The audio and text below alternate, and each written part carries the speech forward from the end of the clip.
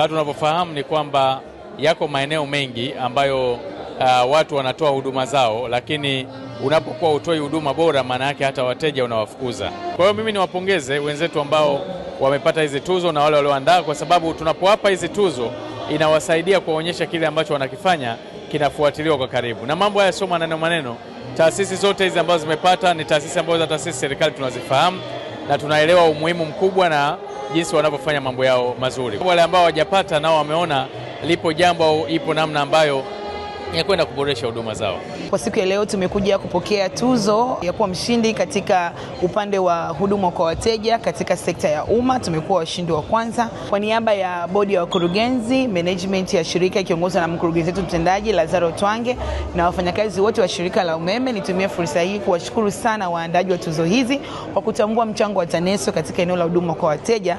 Lakini pia natoa shukrani za dhati kwa serikali ya awamu ya 6 inaongozwa na Mheshimiwa Rais Dr. Samia Suluhu Hassan kwa uwekezaji mkubwa ambao umefanyika kwa TANESCO kupitia Wizara ya Nishati. Basi ni kweli kwamba mpango umewezekana na Watanzania wametambua na hatimaye tumepata tuzo hii.